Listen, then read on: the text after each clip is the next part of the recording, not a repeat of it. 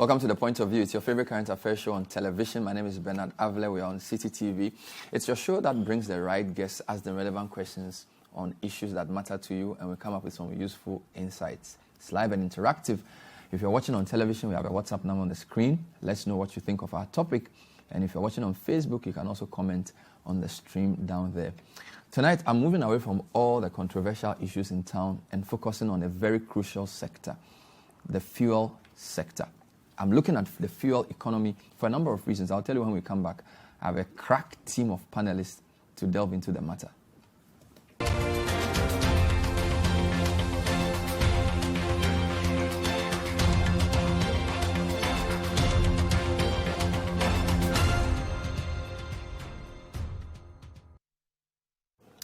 So tonight we'll be looking at fuel economics. We'll be asking questions from the various sectors. How is the LPG market doing? What does the cylinder recirculation model mean? Would it increase prices? Would it decrease prices? How well are we dealing with fuel smuggling? And how many people within the sector are paying taxes? But I'll start off with a very controversial one. So yesterday saw the increase in tariffs for water and electricity, and also the implementation of the 3% increase in the communication service tax for phone and data users. Some people think this is too much because prior to that, there was a 10% increase in transport fares occasioned by increases in petroleum prices. So we'll start from there. I'll be talking to the Chief Executive of the National Petroleum Authority, Hassan Tampuli. Hassan, great to have you on the show. Good evening. Good evening, Bernard. I also have Mr. Senyo Hosi, Chief Executive of the Chamber of Bulk Oil Distributors.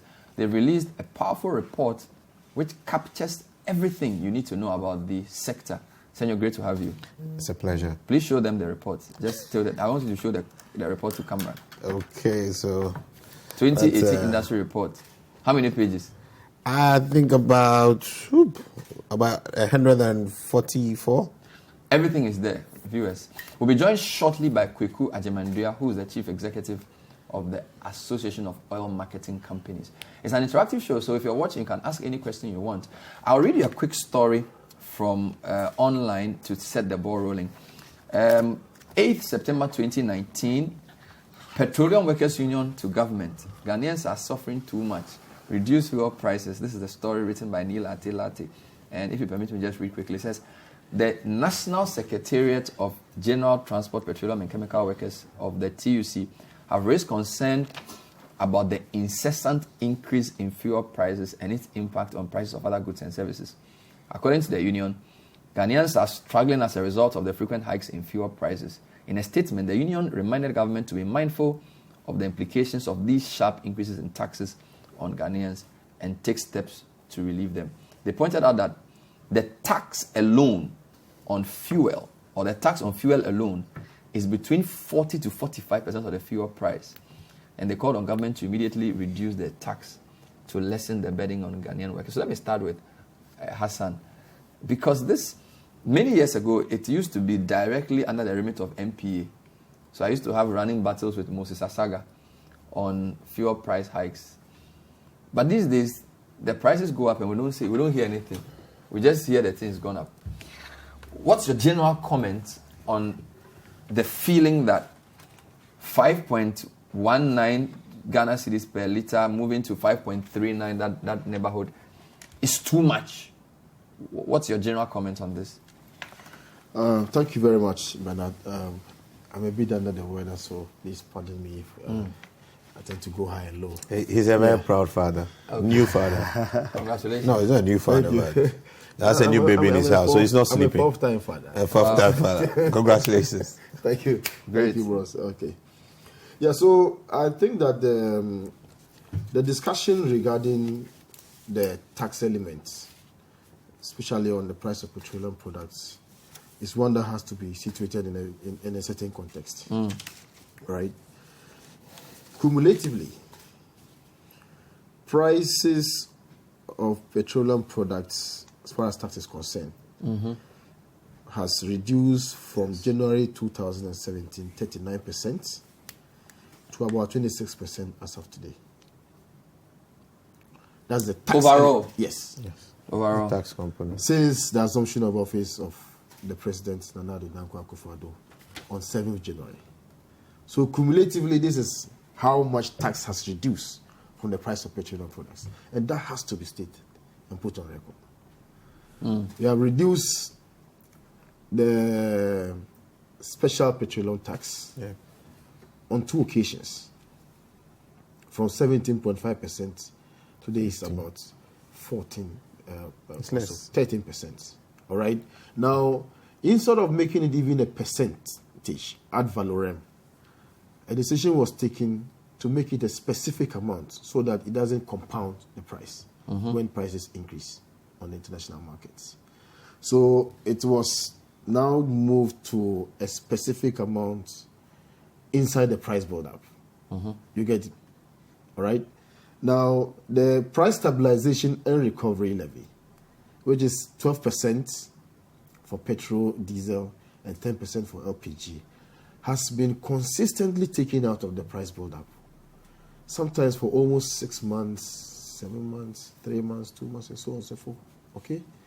And that also has an impact in how much we pay at the pump. Now, you recall also that the excise tax was completely abolished.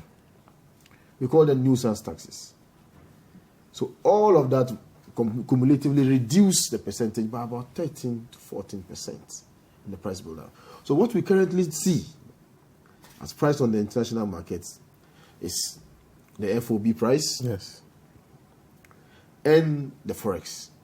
Those are the main determinants of price of petroleum products today. But what do you say to the view that the special petroleum tax was introduced in a year where we were making losses because the world price of crude was going down?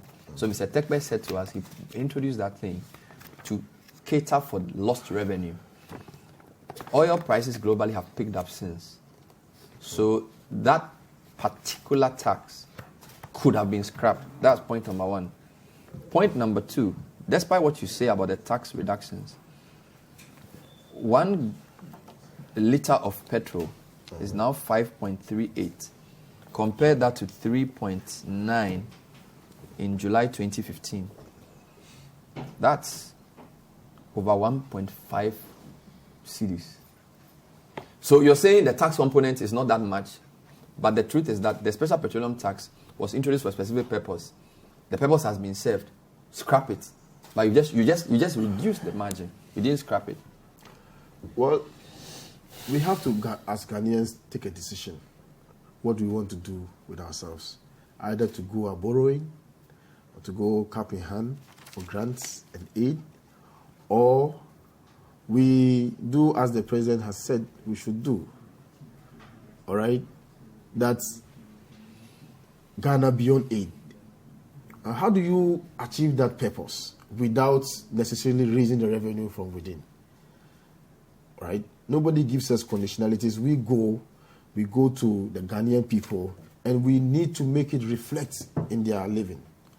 We need to fix roads. We need to do all manner of things for the Ghanaian people. You can't do that if you do not go by way of taxes and so on. But the government, being very sensitive, has decided that in spite of the fact that we need to fulfill all developmental projects that we need to do, we can still reduce in order to give some cushioning to the Ghanaian petroleum consumers. So at least a balancing act. All right? What do we do? How do we develop vis-a-vis the capacity or the ability of the consumer to buy petroleum products? So the balancing, I think, is in favor of the Ghanaian people as we speak today. Okay, I'm going back to the story. These are workers, and what's interesting is that the petroleum workers, and I'm going to put the story back just to go through.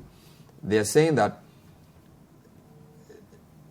for example, the Chamber of Petroleum Consumers attributed a recent hike in fuel prices to the increase in some components of energy sector levies, right? So even though you're saying that you've reduced parts of the levies, if you read the story, the COPEC is saying that it's possible to reverse some of the levies and reduce some of the taxes for the Ghanaian to bear this better.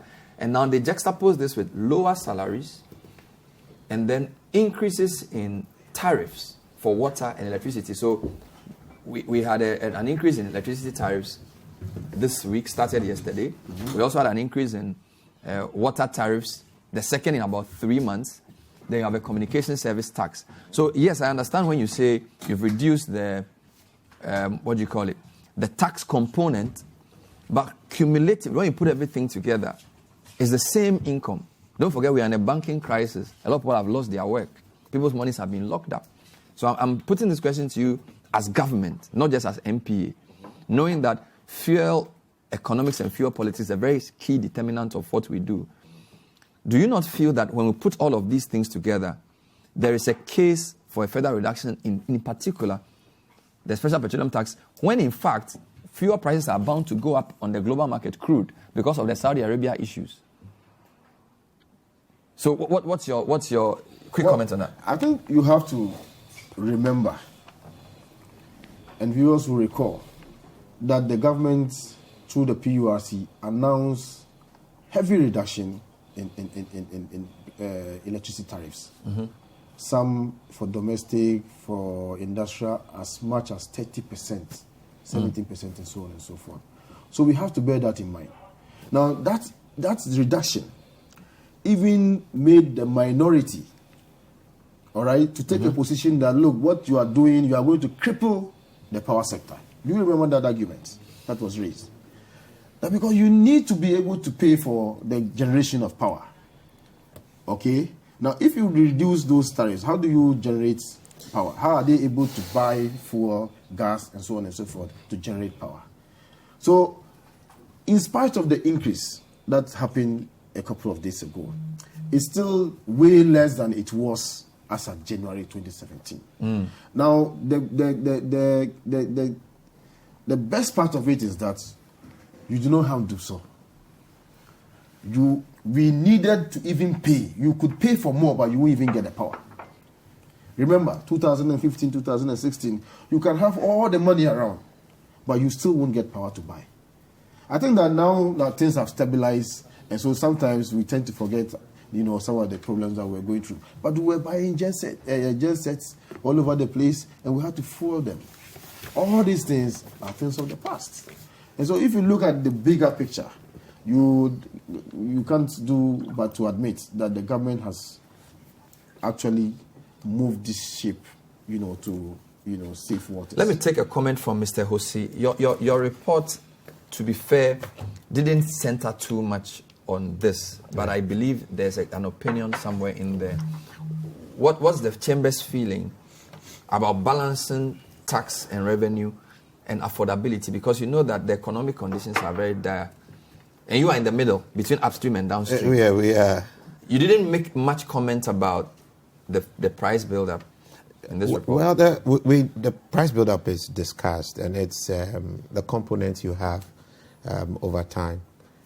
My regulator is right. The tax component as a percentage of pump prices has significantly dropped. And if there's been some fiscal deliberate action on their part to deal with that, I just want to make some quick comment on SPT. So everybody manages this expectation. The year low in 2014, after towards December, I think, when the SPT was introduced, the crude prices were around 53. The average this year so far is 57. So we have to really ask, is the incentive there or gone? I don't think materially that has really changed. Our oil production in 2014 was much lower than now. No, I agreed. Absolutely. More fields have come on stream. Absolutely. So the revenue argument has been weakened. I think that's something for the fiscal people to actually address. But I just wanted to raise the issue of price because it was mentioned. So you had 53 then, today 57. We have a problem as a country. We just try to solve issues on the peripheries. We react. I think in 2014, I was very clear when we were advocating for deregulation that you're going to have the market exposed to serious price fluctuations, upward pressures like we're experiencing now. So our discussion should move from petroleum prices to interventions that insulate the people from the impact of the prices. We have not taken a very serious posturing related to that. Maybe I'll give some credit. But I thought the tax is an intervention. No, you see, Because that fiscal intervention, take it out. Let me tell you, let's assume we take all the taxes out and prices go up. You'll still be complaining. What will you do next? But prices haven't gone up as much. I'm talking of crude prices haven't gone up as much as the local prices have gone up. So if you remove the tax... No, you make a mistake.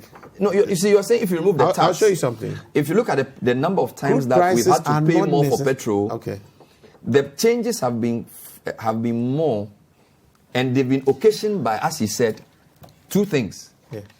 The currency issues. Yes. And the tax. Okay, so I'll give you a little data, so probably we'll just get a bit more accurate about the conversation. And probably looking at, because this review 2018, not 2019. International world prices, compared to 2017, went up by 22 and 33%. But pump prices actually went up by 16 and 17% on the average. And that was still a bit above inflation. But the driver you had was international market prices, not FX. FX averaged a 6% increase, and that was below inflation. The real problem you've had with our pump prices has been the international market. Crude prices do not necessarily mean pump prices. They mean international prices. Refined products and crude are different. Petroleum is crude. Petroleum products is your petrol and diesel. So the prices differ. You have to look at the right benchmarks to compare them. The changes other side was massive. 22, 33. You didn't have pump prices increase by 22 and 33%. You didn't have that happen. So we need to realize that there are very little things we can control. Ghana can't control world market prices of fuel. But what you can control as a country and the fiscal decisions that should be taken, what do we do as a people when prices go up? One, we should be able to have interventions to minimize the impact. How is our mass transportation system? These are investments we should have been making. We subsidized this country over 10 years or 11 years, $3 billion US. You can imagine the transformation we would have had in our transportation sector. When prices go up, it won't really affect you much. But today we all scream because practically we all have a need to move a car. We all have a need to drive a cab. So, I mean, I would advise, especially coming from you, from the public, OPEC and all, while it's fair and legitimate to want to have conversations about pump prices, I think more importantly, we should look out for lasting solutions to insulate the public from the impact of pump prices, because you can't. Let me take Mr. Agyeman. You are the OMCs. I recall in September when the OMCs increased the price of fuel, it was because of the tax adjustments to the ESLA levies. So you just passed it on to us. But because we buy from you, you know the feeling. And because petroleum is an inelastic good, whether the prices go up or not, we still buy. Okay? But what's your general comment on the complaint that we've had too many increases in prices? It's getting untenable. It's almost $1 to a barrel in Ghana now. Started from around 3.8-ish in 2015. It's now almost 5.4. Yeah, it should be 5.45. It's even gone so it's even higher than So it's almost equal to $1. Exactly. $1, 1 gallon. 1 liter, $1. $1. What's your comment quickly from the OMC's perspective? Basically, I think I go with what Senyo was trying to say about the mass thing. It's long overdue. Something that can help mitigate some of the effects that we are having. And, when prices go up like that, based on international prices and all that, we have the heat of a limitation of the fiscal space for us to even go the same percentage. And from our analysis, we realize that our pump prices is always lower than even the market. Because if the moment we go up in a similar fashion, what we realize is that we have a volume cut. The volume really does not move. It's just a fair reaction from the public to the new prices, and the volumes just drop. So in order to be able to assuage that, so that we don't have the same percentage increase, what we normally do is, you see the OFC cutting their own margin, so that, like I'm telling you right now, we expect the prices should shoot about 5.45 on the pump price. But marginally, you see the average, we are having about 5.38, 5.34 in the market. Meaning that one way or the other, Duah is, as it were, is trying to subsidize the fuel. And that's what I call it empathetic pricing. Exactly. I was expecting you to say the government could reduce taxes. That's But the only, you are not helping me. You are No, rather let me saying explain. Well, it's for government to make its decision. There are a number of things that have to happen. Some data to share. In 2016, the taxes were 46% of pump prices. 2017, it was 40%. 2018, it was 32%. I think as of now, it's even much lower.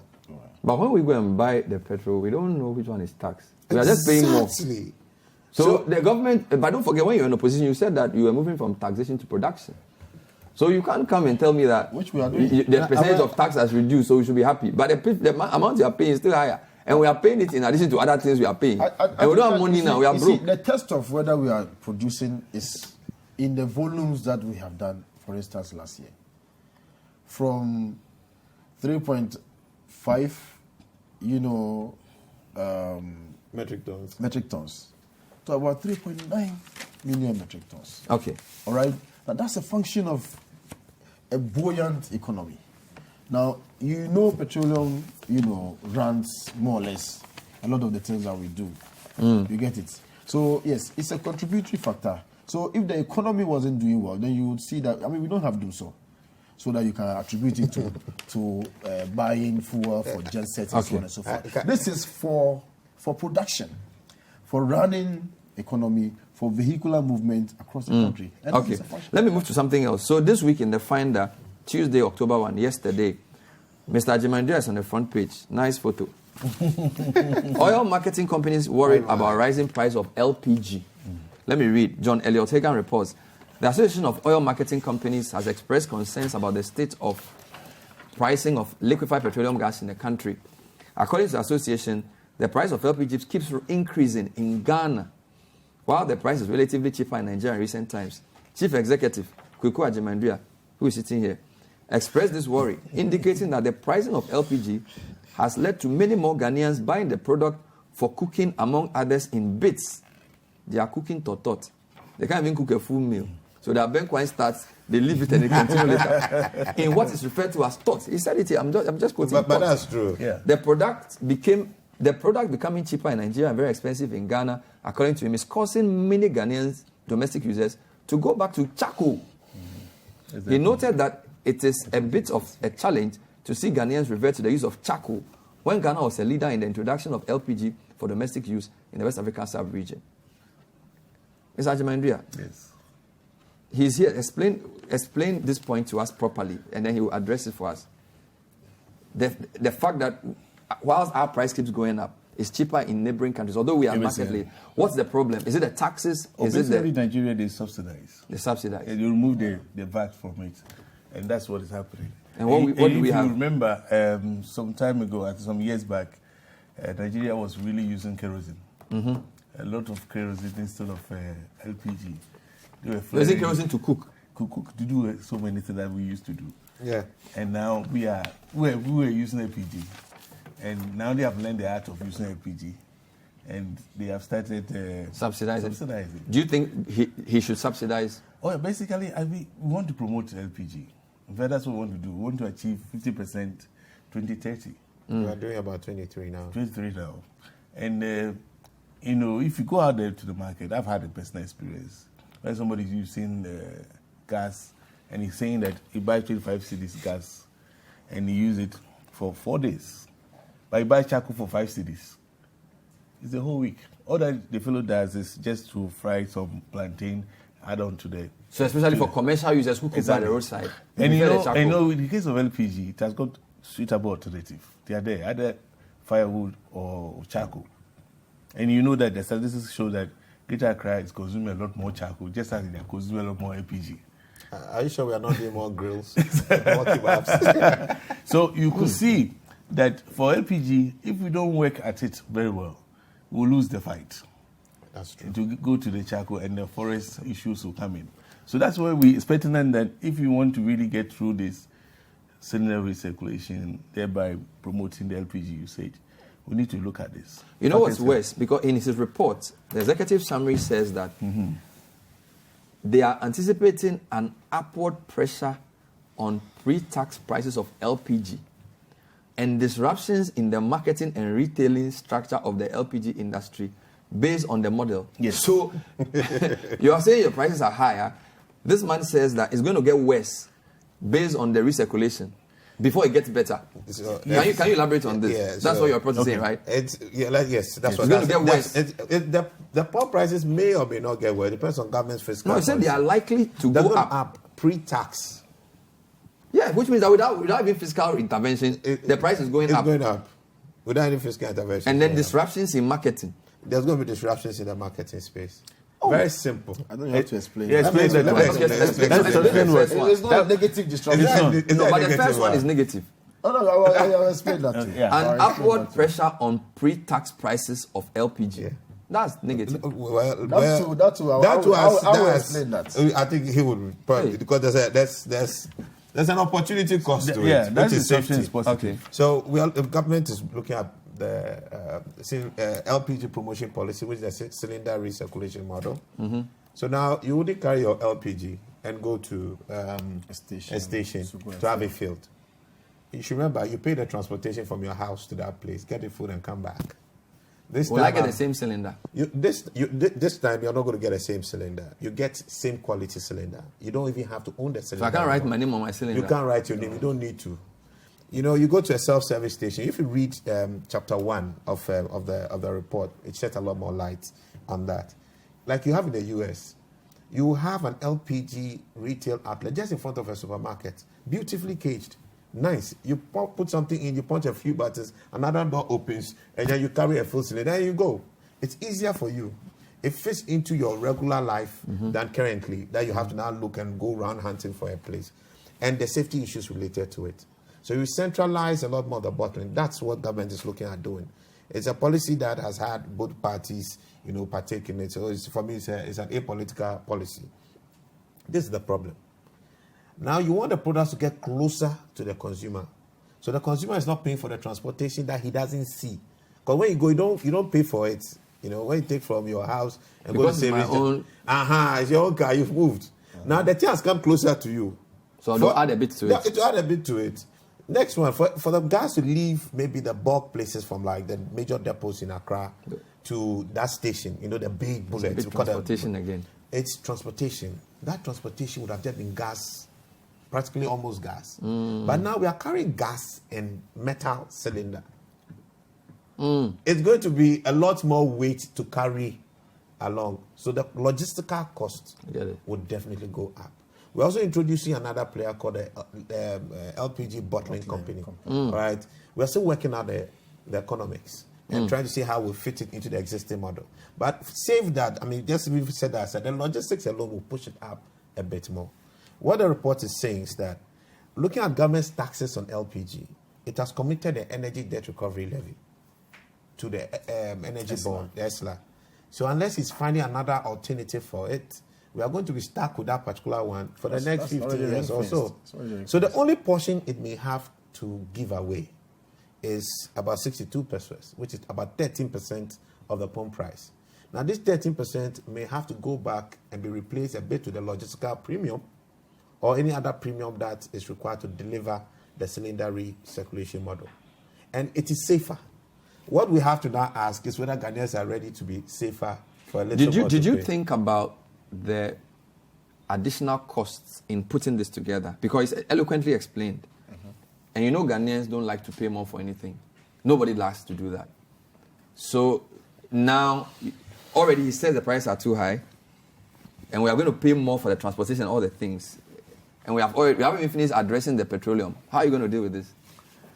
I think that you have to look at this in a certain context. The price is too high because they are comparing with price in the sub-region.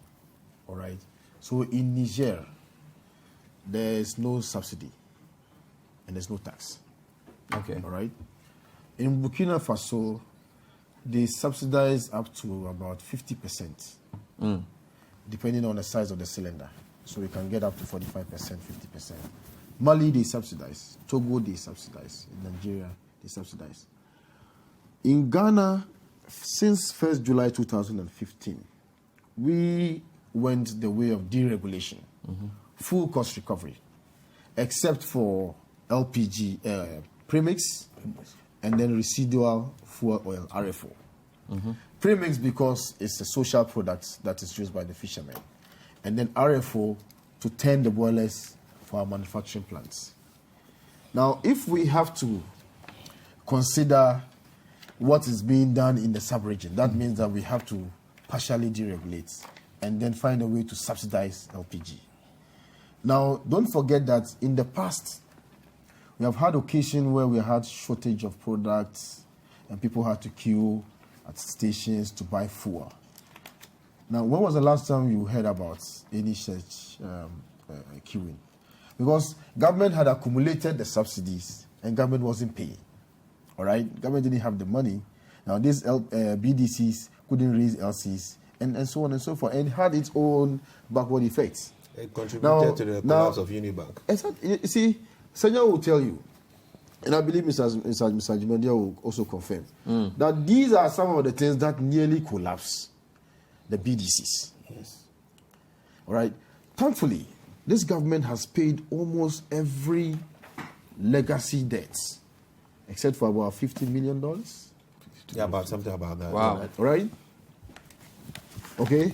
And there's no way that you are going to have shortage of petroleum products because the BDCs are much stronger now. They are trading on their balance sheets and so on and so forth. And so they have the capacity to bring in products. And the supplier knows that they are able to pay. The banks have confidence in them and ability to finance some of these things. So we have to have a discussion. Do we want to subsidize LPG? We don't pay tax at all. Do we want to subsidize LPG like has been done in other countries? Is that what we want to do? Where are we going to get the money? All right. So, yes, we can partially deregulate and say that, okay, we'll subsidize LPG. But there's something that we shouldn't miss, that there would come a time that some of these debts would accumulate. We'll take a short break. Thank you. We'll take a short break. This is the point of view. We're trying to understand fuel economics. My guest, Hassan Tampuli, Senyo Hosi, and Kwaku Agyeman. We'll take some of your questions as well. Later on, we'll talk about smuggling and how that's going, and also tax evasion, because the report Mr. Hosi's people released revealed that quite a lot of people are evading tax. Stay with us.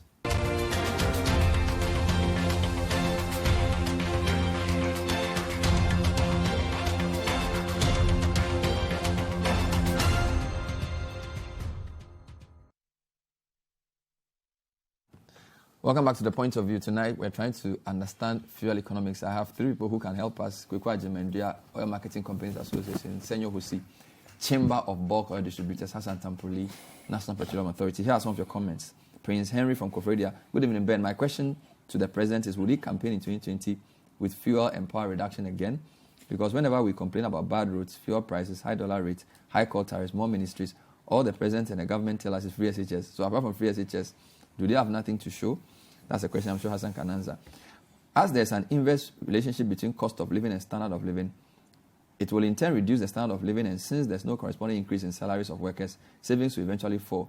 Do we have a future at all? Albert Kisi is asking. Good evening, Bernard, to you and to your panelists.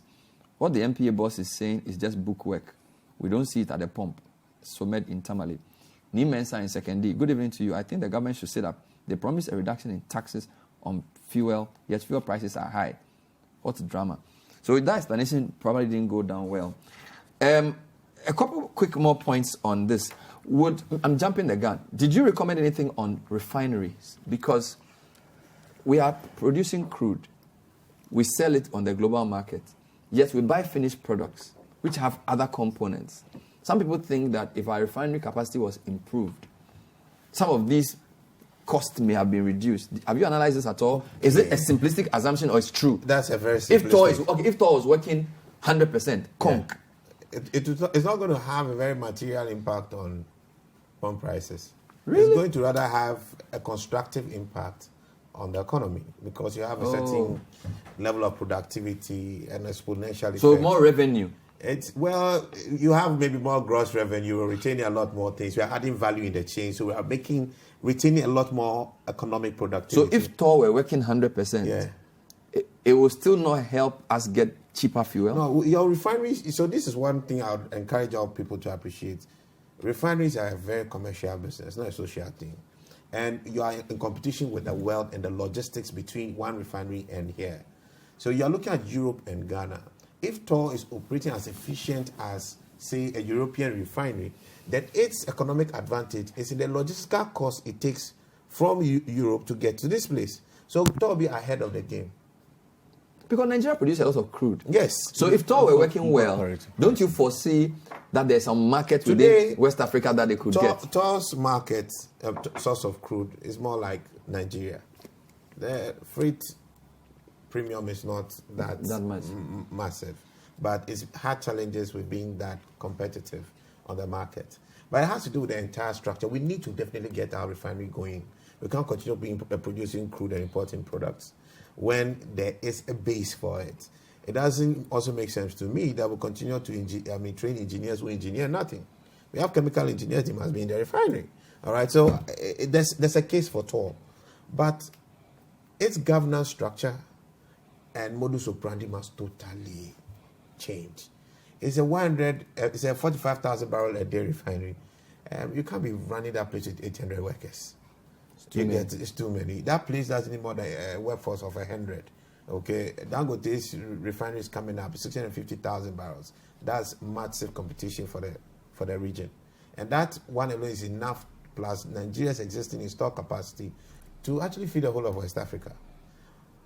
People talk about a new refinery. Will Dangote's refinery make our finished product cheaper? Because if, for example, we are buying finished product from places like Middle East or China, and Dangote is just arm's length, if Dangote were working well, would that make it cheaper for us? Would it help the VDCs get a lower transportation cost on their finished products? Transportation, yes. Freight premium, yes. Yes. Their volume is significant enough to actually drop world market prices. So Dangote is actually going to... It's big enough to drop world market prices because we have so much supply. The global demand for petroleum is plateauing. All right, because there's a certain green revolution that's impacting it. So you're going to have some impact. It will just make a need foreign refineries in Europe to become a bit more efficient. But bear in mind, their capex has been fully paid for. Dangote now has to recover his capex, and he has to compete with them. So while he may have a certain logistical advantage, he has got a capex disadvantage, and they have it. So if I fully paid for the metal in my refinery. How much is your freight and transportation as a percentage of your overall cost? Okay, so you have that probably about $25 per metric ton, and that would... Is that not significant, Hassan? It's significant. To have a petrol, because you said you wanted to create Ghana as a petroleum hub. Correct. Your refinery is not working. Our refinery is actually working now. There's a structure.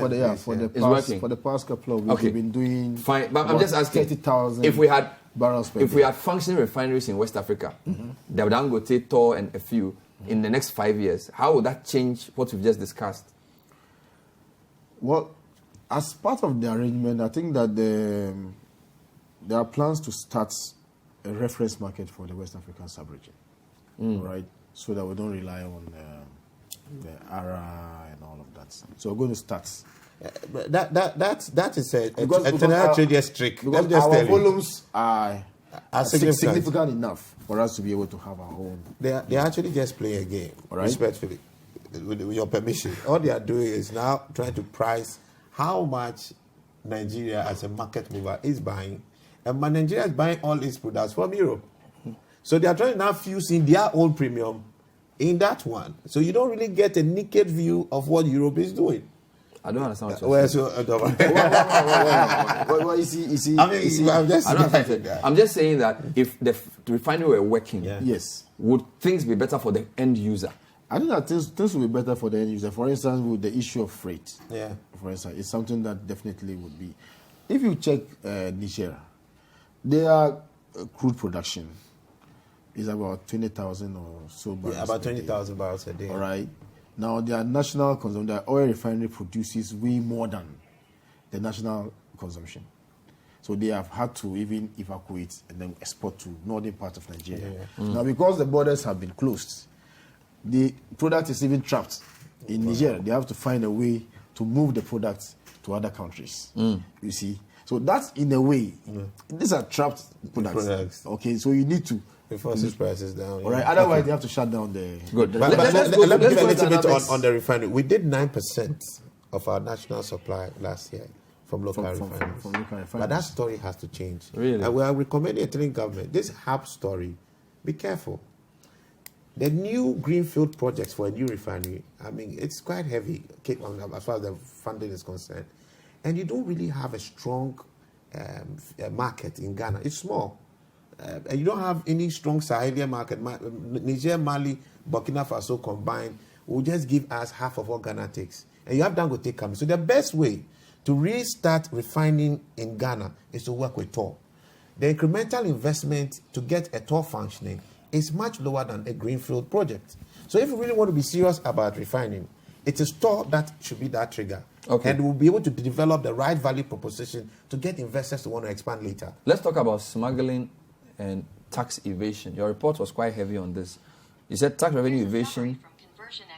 Your tax evasion was around 1.4 billion cedis. Yes. And the associated evaded regulatory margins are amounted to almost 240 million. Who is doing the evasion? Is it his people?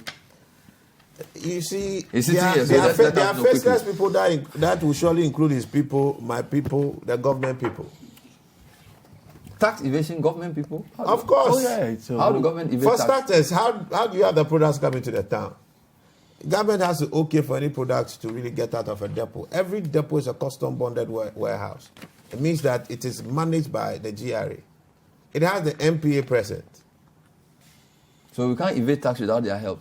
When people even bring, you see in the latter part page in chapter 6 of the report, pictures of canoe barges that are coming along our shores.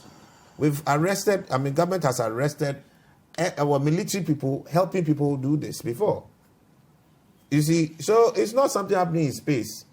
How is it that prior to this entire exercise, when we started shouting, you had volumes, what do you know, the expected sales versus the actual sales. And it's a very simple match thing. We have 4 caps here. If you make me a warehouse manager and you make me a sales manager at the same time, and you bring me another 2, and you tell me to sell, if you come back and it's left with 3, it just means that you've sold 3. But if you come and I'm just telling you that I've sold only 1, there's something wrong. It means that you've stolen the 2. And that has been the problem. You saw that trend. We had about 45 million liters that couldn't be accounted for in 2015. It went up again. It went up. Sorry, let me just get up and get this data a lot more accurate for you. It went up in 2016 and then even got worse in 2017. Then the MPA started some work on that entire exercise. Guess what happens in 2018? All of a sudden, Kwaku, our actual sales are higher than expected sales. So like this same 4 caps plus 2 caps that come in. When we come back, we see 3 caps. So we're expecting there's only 3 caps that has been sold. But when you see your sales book is showing 8. Where did you get the extra 5 from? So people were smuggling products into the official channel. They were under declaring it into the depots. And we're always moving it again out of the depots in the same fashion, unnoticed. But this time around, Tampuli police. So this is basically downstream. Downstream. So Tampuli police this time around in 2018. But do we know the companies that were doing this? You can find them. That's my matter right now. Kwaku, it's not a long thing. So what have you done to those people? No, well, it's the report is just come out. No, I'm coming to him now. Yeah. So you're saying that people were evading tax in 2016, 2017, but in 2018, the tax evaders have been found out. But are they still in business? Have they been fined? What have you done to them? Thank you. I think that those people who even evaded in 2016 and 2017 currently are being handled by the IOCO GRA. And on some occasions, they have even written to members of the Chamber of Bulk Distributors to stop them and to get them to come and make those payments because they have been reconciled and they saw that they actually evaded those taxes. So it's not as if work is not being done on some of them. Now, you remember that in June or so last year, some OMCs were reported to have underdeclared their volumes. So they go and load 400, for 4,000 liters, 400,000 liters. And then they will pay tax for 100,000 liters. You understand? So on the MPA platform, we will see the real volumes that they have loaded. And when they go to GRA, they underdeclare. So when it comes to reconciliation, they will see that no, this is not the volumes that you loaded. Okay? So there is some amount of collusion. So we found about 8 companies doing that.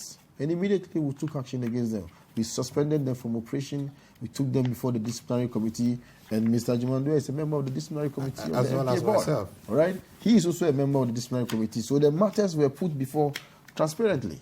They were dealt with, they were fined, and they made those payments. And they paid the penalties. Right? So when we get you, just pray that when you do some of these things, you are not caught. But when we get you, but 1.4 billion cedis of tax evasion is quite a lot. I want him to comment. 1.4 billion cedis tax evasion. That's a lot of money. What's going on? Why are people evading tax so Remember much? 2nd May 2017. That's why we did a press conference on the smuggling issue.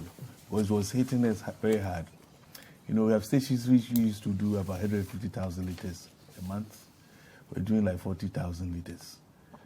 And the irony is, you will not see it. We in the industry, we feel one way or the other. Because realizing that there was a shortfall of 16%, and normally when there's 60% shortfall, some places in the country should have a shortage of fuel. Yeah. But we're not having it. And we realized somebody was satisfying the market. And it came in various ways. One of them we were talking about the tax evasion thing. And they were coming from all forms. People were crossing the border and bringing the product here, even on high seas. So just coming in. And unfortunately, we were having people patronizing them. Even when we tried to work on the Tampuli police started working on. And we realized that they were serving, even some of the our security personnel were patronizing the fuel, the tabletops. And if those things come in, they are not going to pay any tax. Bernard, let me shed some light on this. This 2.79 billion, I mean, some people have been caught, but the monies related to their transactions are very small. We are saying that the money today can be traced. All we need to do is have a proper data and revenue monitoring committee that is independent and will commission and oversee a proper audit. Volumes come in, volumes leave out. Everyone that came in, everyone that went out must have somebody's name attached to it. There's a depot manager. So if the depot manager cannot account for this volume in 2017, 2016, 156 million liters. All right? Where is the volume? Show us where it is. Who owns it? Who took it? It can't evaporate. Then in 2017, 781. But when the Tampuli police came in, look at what happens now. You have a negative. They haven't banned anybody.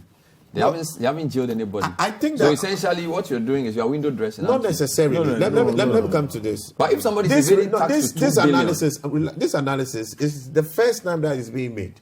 It's being done. And to be fair, there are some people of the MPA as well who have helped. The MPA gave us a lot of data to work on this report. My question is, what's the punishment?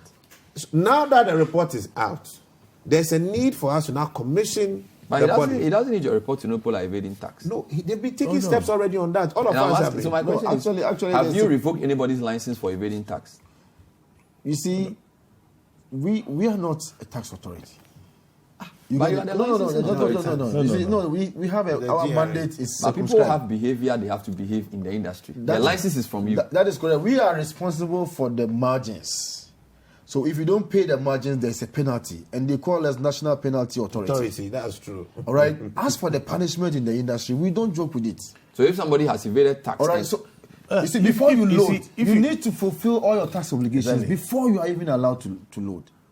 And that is done at the customs side of the So if there's a platform. sanction, it should be Alright. imposed by the tax authorities. It is tax evasion is a crime. There's no sanction matter they here. do that. Catch the people, put them inside, collect the understand? money, 2.79 billion. So understand? it's the tax authorities who have to act. Yes. Absolutely. And when they act, my good friend would write back to them and say, our people are innocent and all of that. You see, they act all the time and they take them, they shut them down, they suspend their operations and so on and so We forth. haven't heard of Not anybody that. suspended.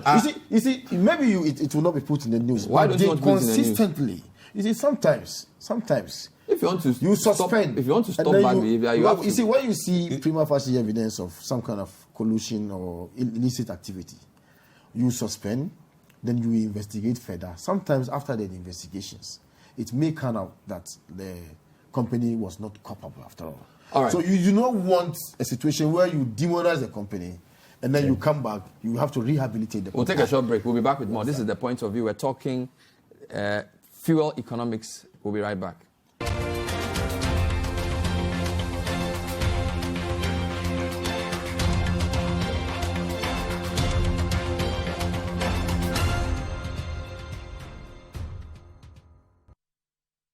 This is the point of view. I'll read a few more comments. If you're watching this live, there's a report that there's fire at Bone involving 2 fuel tankers.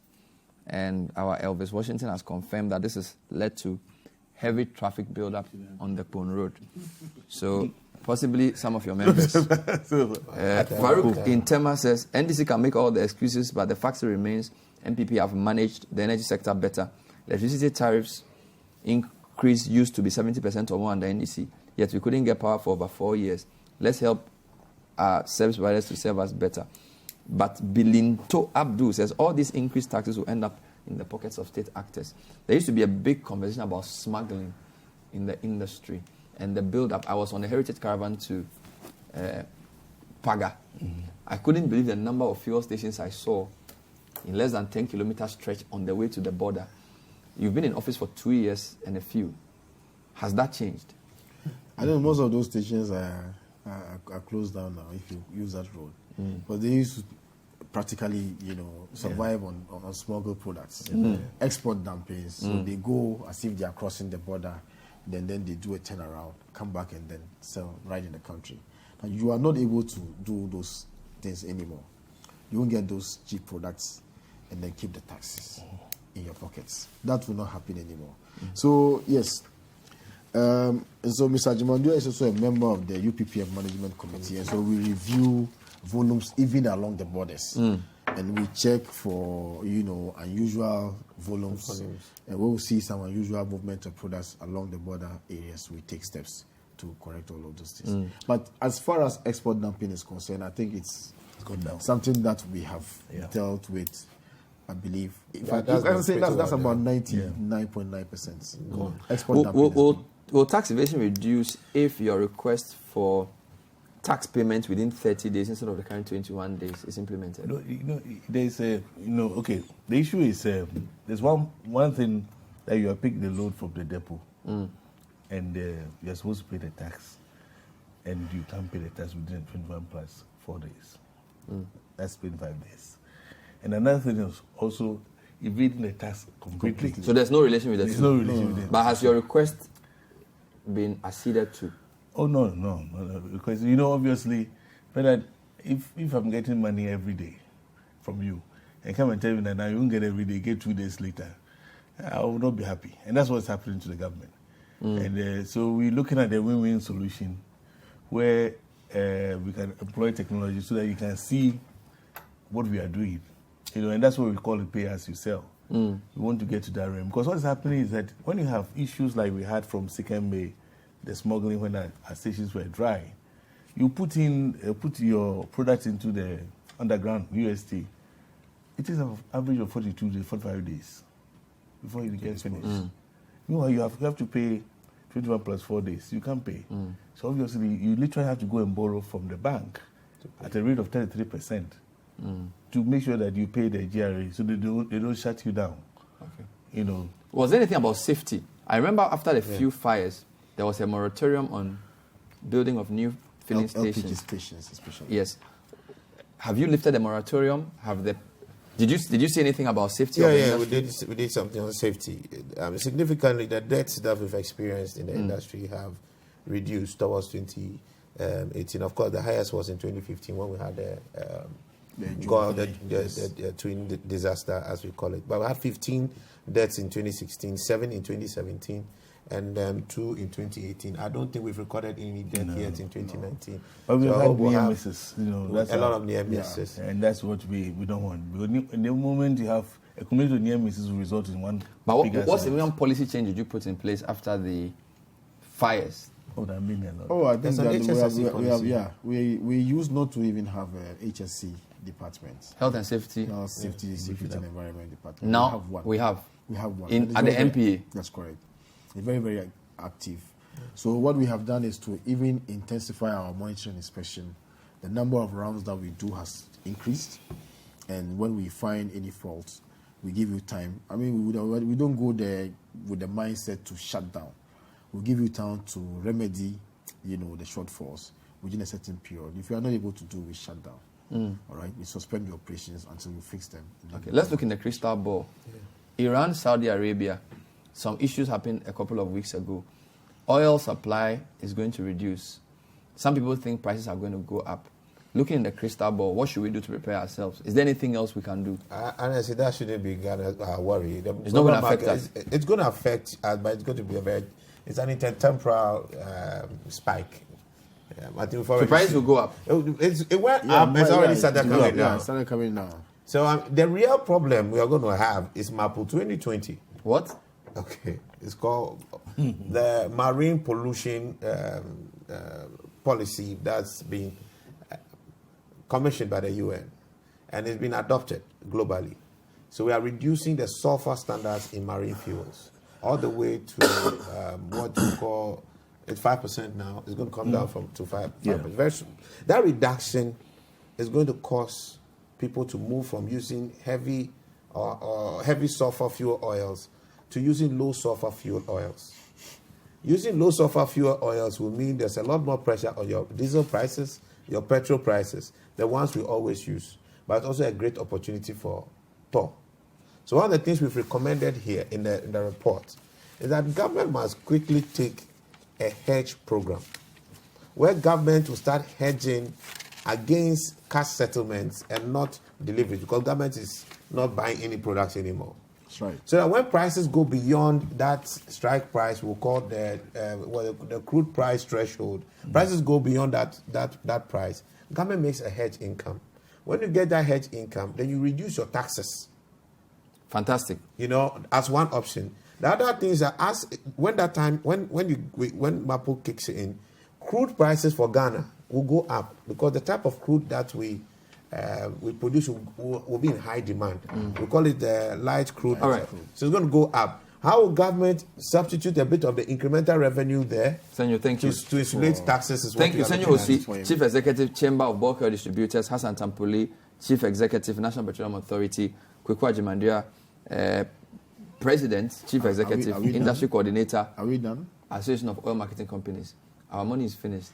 I needed to just respond to one of the messages. I'll call you on the City Breakfast Show tomorrow. He would have finished, right? He would have done we that. are finished. Somebody said that apart from free SHS, government has done. No, don't mind it. And I was saying that government has done one village, one down. Don't worry. Thank you very much. Thank you very much for watching. Thank you very much for watching. I mean, next is the other one. We hope you've learned something from the show. My name is Bernard Avle.